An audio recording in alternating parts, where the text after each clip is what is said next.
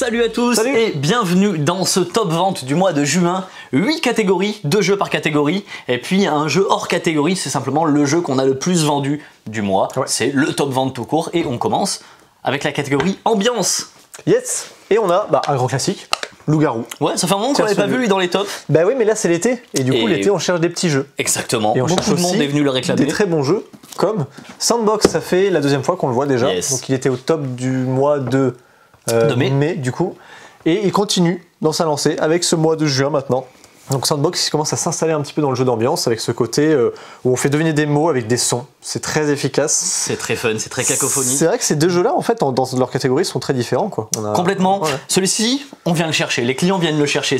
Ouais. Bonjour, est-ce que vous avez le loup-garou? Celui-ci, ils le connaissent un peu moins. À chaque fois qu'on en parle, là, c'est une vente quasiment assurée. Ouais. Donc, eh bien, un grand classique et un peut-être futur classique. C'est tout ce qu'on lui souhaite. Ça fait plaisir de les voir tous les deux. Et on enchaîne après avec la catégorie. Donc on entre dans la catégorie un peu As d'or, donc la catégorie enfant. Et là, on va retrouver justement l'As d'or, du coup, de la catégorie enfant de cette année 2022. Bubble Stories, accompagné du coup de Dragomino, donc de l'As d'or de l'année d'avant. Exactement.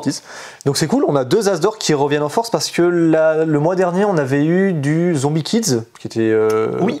surprenant d'ailleurs, parce qu'en fait, il est sorti il y a assez longtemps, mais il est revenu comme ça. Il se vend bien quand même, Zombie Kids, de manière générale. Ils vont bien, et là, d'un seul coup, il y a eu Dragomino et Bubble Stories qui reviennent comme ça en force. Pour quelle raison, je ne sais pas. Ce sont deux très bons jeux. Effectivement, toujours le petit format qui va avec. Je trouve qu'il y a souvent ça en ce moment. C'est-à-dire que là, dans les tops qu'on va sortir, il y a souvent le format qui marche bien, classique, et puis il y a le petit format qu'on a envie de C'était une demande très récurrente de votre part. En approchant de l'été, c'est normal. Heureusement, il y a plein de choses. Et oui, donc là, on a les deux catégories enfants. Là, ensuite, après la catégorie enfant, on a la catégorie tout public. Et alors là, ça fait très plaisir. Pourquoi? Parce qu'il y a un jeu qu'on adore. Ah non, c'est pas celui-ci. Celui-là, c'est celui qu'on voit tout le temps. On adore quand même. Hein. On l'aime, Skijo. Mais c'est pas celui-là, c'est pas vrai qui s'est trompé. Alors, Skijo, évidemment, comme on disait, donc la dernière fois, là, on avait eu Loup-garou de Tierce-lieu et Sandbox, du coup, donc celui qui s'est installé et celui qui s'installe. Et là, celui qu'on espère qui va s'installer, c'est celui-ci, c'est Next Station London, parce que c'est juste. Alors, je vais dire le meilleur flip and write. C'est pas forcément ça. C'est juste qu'il apporte quelque chose d'un petit peu neuf, sans avoir une mécanique originale. Je sais pas comment dire, c'est un peu particulier. Je trouve qu'on peut. Il y a un côté déjà vu, mais en même temps, il y a un côté minimaliste extrêmement bien fait, une satisfaction immédiate dès les premières minutes de jeu. Une fois qu'on sait jouer, ça va très très vite, on a juste envie d'enchaîner les parties.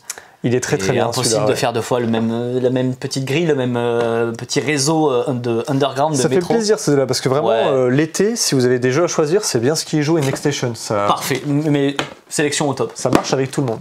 Là, on continue, donc on avait fait enfant, là on fait tout public, et ensuite, là du coup, on va arriver dans la catégorie, ce qu'on appelle la catégorie initiée. Oui, si initiée. Je dis pas de bêtises.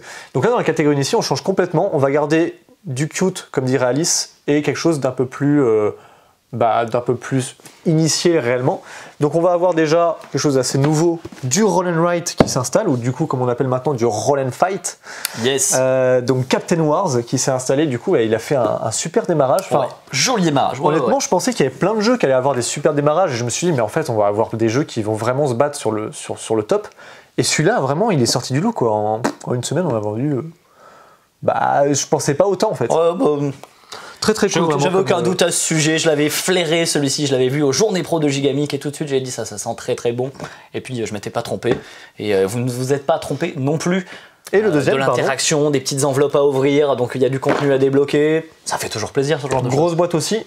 Hop, on reste dans du cute avec Creature Comfort qui lui aussi, comme les autres, revient un petit peu comme ça sur le devant de la scène pour une raison que j'ignore aussi, parce qu'au final, Creature Comfort, dès qu'il est sorti, ça a carburé de fou.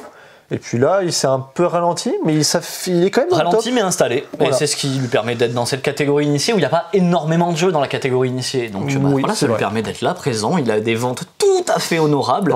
Ouais. Puis nous, on l'a mis en avant parce qu'il y a un magnifique matériel. Ah, oui. Alice adore le jeu, donc elle le recommande très souvent, et elle a bien raison. La thématique est juste géniale. Donc ça fait plaisir de voir ces deux-là. Je trouve en catégorie initiée, ils sont bien là. Ils sont bien présents dans une catégorie initiée. Après la catégorie initiée, du coup, on a la catégorie expert. Et catégorie expert, là pour le coup, ceux qui ont vu le mois dernier, ça ne change pas. On garde deux très bons jeux.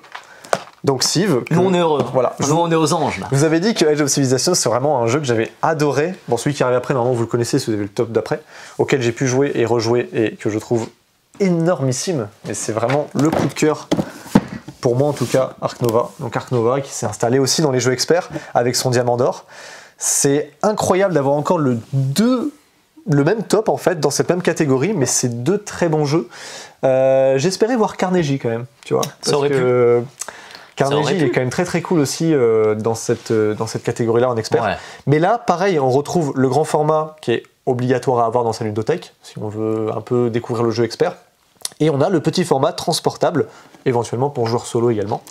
Donc c'est très cool ça, très très bien. Edge of Civilization et Ark Nova dans la catégorie expert. Qui sait, Carnegie peut-être dans le mois prochain. Surprise.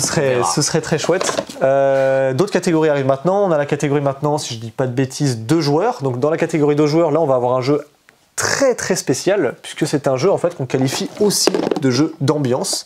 Et c'est Complice, Complice qui est un jeu que pour 2. Mais dans lequel en fait on va s'éclater et on va avoir ce côté ambiance parce qu'en fait on porte des lunettes qui sont très ridicules et on va essayer de tracer des traits sur des sortes de comment on appelle ça, des plans en fait. Ouais, des planches, des plans effaçables à sec. Hop là, on a fait un focus, allez voir, ce focus est trop cool.